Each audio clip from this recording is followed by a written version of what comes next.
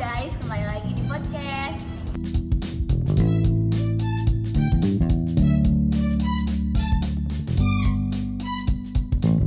Jadi guys, hari ini kita kedatangan bintang tamu yang bakal menginspirasi kita banget. Jadi ini dia. Jadi ini tuh CEO dari PT Indocraft ya. Jadi boleh dijelasin nggak sih PT Indocraft tuh ini di bidang apa? Jadi di PT kita ini, kita itu membuat baju, vest, kemeja, dan lain-lain menggunakan dari bahan dasar wool. Oh, keren banget ya, masih muda tapi udah punya usaha yang sebesar ini. Boleh diceritain nggak sih awal usaha bangun usaha ini tuh gimana? Di awal usaha, saya membangun usaha PT Indocraft ini waktu saya SMA kelas 12. Waktu itu ada disuruh guru itu, saya masih ingat sekali guru itu, kan menurut saya itu dulu sangat berjasa sekali buat saya, karena karena guru itu menyuruh saya mengangan-angan membuat suatu perusahaan, mungkin saya gak akan bisa membuat PT Indocraft. Ngomong boleh tahu gak nama guru yang menginspirasi kamu ini? Mohon izin Bapak. Jadi guru yang sangat menginspirasi saya waktu SMA itu hingga saya dapat seperti ini sekarang itu namanya tuh Yana Supriyatna. Bapak Yana, salam Bapak Yana. Dari Bapak Yana ini ilmu apa aja sih yang bisa didapetin pas waktu SMA dulu? Tuh SMA dulu, saya tuh pernah diajarkan sama Bapak Yana tentang entrepreneurship. Itu salah satu bab materi di pelajaran PKWU waktu SMA kelas 12. Dan dari situ saya ada pengen muncul jiwa-jiwa entrepreneurship saya itu segimana sih, mental saya itu segimana sih. Jadi waktu awal-awal itu saya pernah ada teman bawa basreng buat jualan, harganya tuh di kelas dijual 2.000, tapi dia nggak mau ngeliling kelas. Cuman ya kalau misalnya di kelas doang ya segitu-gitu aja penghasilannya gitu, buat logika saya. Jadi saya di situ menawarkan dia tuh untuk menjual basreng ini ke setiap kelas dengan harga yang lebih mahal, yaitu 2.500. Jadi biar ada penghasilan buat saya 500 dalam satu basreng itu. Kan dari sosok Bapak Yana ini udah belajar banyak hal gitu ya, tadi seperti yang ngomongin. Dulu belajar juga gak sih tentang cara ngolah uang yang baik gitu gimana? Kalau soal itu sih belum pernah diajarkan secara langsung di kelas, karena materi tentang cara mengelola keuangan yang baik belum pernah diajarkan di kelas karena nggak termasuk bab dari PKWU gitu. Tapi waktu itu kan tadi saya udah bilang bahwa saya juga waktu SMA pernah berjualan basreng melalui kelas itu. Tadi saya bilang kan saya pengen tahu nih bagaimana cara mengelola keuangan yang baik. Di situ saya pernah private menanyakan kepada Bapak Yana bagaimana cara mengelola keuangan yang baik. Tapi alhamdulillah setelah itu saya keterima di Universitas Institut Teknologi Bandung dan memasuki jurusan School of Business Management, dan disinilah saya mendalami soal bagaimana cara bikin perusahaan, mengelola perusahaan itu yang baik, mulai dari bagaimana modalnya, pengeluarannya, profitnya, saham, dan lain-lain. Ngomongin soal modal ya tadi, boleh dikasih tahu gak sih ke kita semua modal awal ngebentuk usaha yang sekarang udah gede banget itu berapa gitu? Kalau soal modal ya, gak besar, gak terlalu besar, gak terlalu kecil. Jadi waktu itu saya ke Gede Bage, ke Tanah Abang, Jakarta, nanya-nanya ini benang awal berapaan dan bagaimana bahannya apa bagus, dan supply bahannya juga apa ini stabil. Kadang takutnya kalau misalnya gak stabil tuh kadang ada, kadang enggak gitu. Ternyata pas dikonfirmasi stabil. Kurang lebih waktu itu modal saya sekitar 70 jutaan modal awal. Wah, gede juga ya modalnya. Ya, lumayan. Kan tadi itu 70 juta ya modal awal.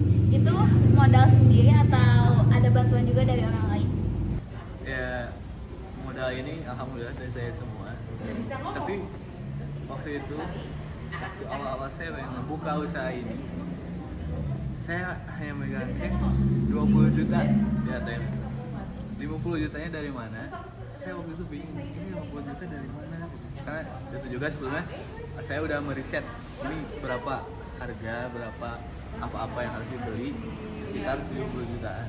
50 jutanya dari mana? Saya waktu itu tanya pada orang tua, "Mah, Pak, saya butuh uang 50 juta untuk buka usaha. Apakah mama sama papa mau nambahin 50 juta misalnya dari mama 25 juta, dari papa 25 juta?" Tapi waktu itu papa saya menjawab, "Gak bisa, soalnya ini usaha kamu sendiri. Maka kamulah yang harus menentukan 50 juta ini dari mana-mana ya. Terserah mau minjem mau apa, yang penting ini usaha kamu ya. Modalnya juga harus pure dari kamu." Nggak takut rugi atau gimana? Pastilah kalau rasa takut mah pasti ada. Rasa takut, aduh takut gak sukses, aduh takut gak ada yang beli, aduh takut banyak yang kasih, atau pasti ada. Cuman itu saya punya keyakinan bahwa orang sukses tidak terlahir dari laut yang tenang. Jadi semua orang yang sukses pasti ada naik turun, pasti ada percobaan. Ingat Isaac Newton bikin lampu berapa ribu kali percobaan, kan baru 10.000 kali percobaan baru berhasil. Jadi kita juga harus tahu bahwa kegagalan bukanlah akhir dari segala. Dari yang diomongin tadi berarti kayak udah banyak ngalamin jatuh bangun kan ya perusahaan ini. Boleh diceritain gak sih jatuh bangunnya perusahaan itu gimana? Kalau diingat-ingat lagi, saya suka sedih dan saya suka senang gitu, dan bangga kepada diri saya sendiri. Jadi waktu awal-awal saya membuka PT ini, bukan PT sih dulu, kayak usaha-usaha kecilan ini dulu, saya sangat sulit sekali mencari pembeli dan atau enggak brand-brand yang mau mengambil gitu produk saya ini. Waktu awal-awal saya sempat rugi banyak gitu. Soalnya waktu saya memproduksi 50 pieces dari bahan wall itu, ada 20 pieces kemeja, 20 pieces vest, dan 10 piecesnya itu jaket. Di situ saya rugi sekali karena saya dari 50 itu hanya ada yang membeli 10, dan sisanya itu saya taruh di gudang. Gudangnya itu kebanjiran. Di situ semuanya hancur, semuanya kotor. Di situ saya udah mah modal balik cuma beberapa juta, dikit sekali, berapa persen dari modal yang dikeluarkan, profitnya tuh min.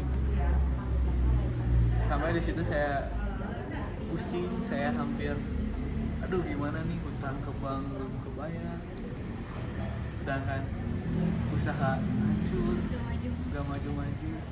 Di situ saya pasrah. Tapi ada di situ sih momen epic saya. Jadi saya curhat semuanya ke mama, dan mama hanya mengatakan, tawakal, berserahlah semuanya kepada Allah. Tahajud, doa, puasa Senin Kamis, di situ saya lakukan. Dan itu saya memutuskan, saya meminjam lagi ke bank 50 juta untuk bikin usaha lagi, meneruskan usaha lagi. Setelah saya minjam, saya memproduksi lagi 50 pieces. Disitulah ada brand lokal asal Bandung yang mau menaikkan produk saya, itu mengambil dari produk saya yang dijual di brand itu. Jadi brand itu tuh hanya numpang nama, jadi produk yang bikin itu saya Kolaborasi gitu ya? Iya, kolaborasi gitu. Jadi salah satu brand lah di Bandung, ada brand lokal Bandung. Disitulah produk saya tuh mulai naik, banyak yang minat. Di situ juga itu setahun pertama hanya 2 brand yang mau kolaborasi dengan produk saya.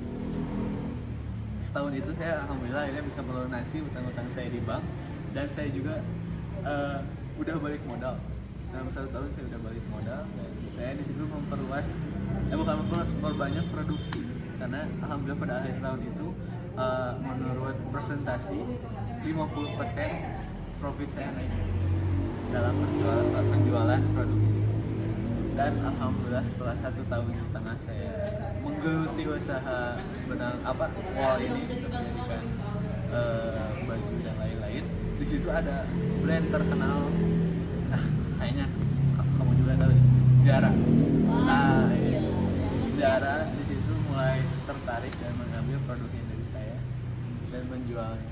Di situ mulai ada H&M, Uniqlo yang mulai melirik ke produk saya ini gimana sih, kok bisa menarik semua orang pada pada hari itu, saat itu.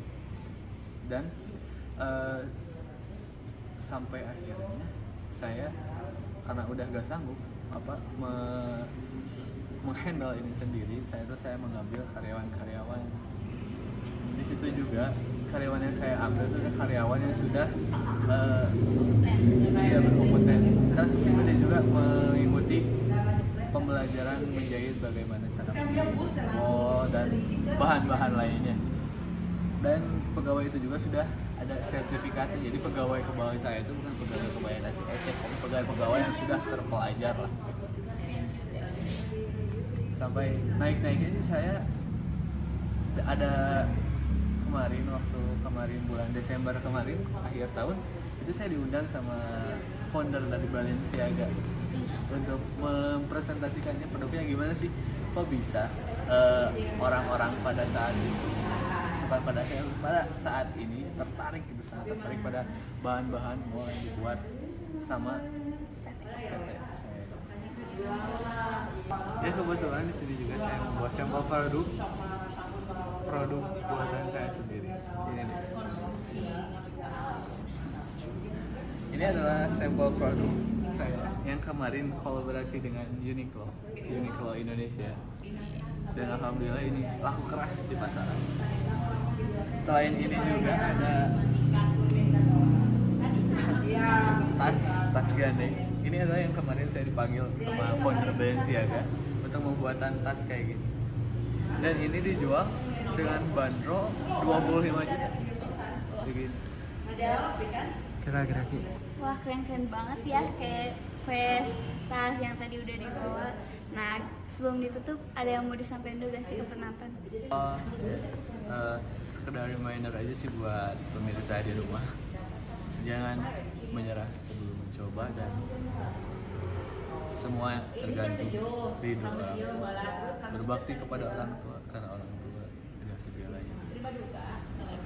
Oke guys, segitu aja podcast kita kali ini. Jangan lupa nonton podcast kita selanjutnya ya. Dan jangan lupa like, comment, and subscribe. Dadah!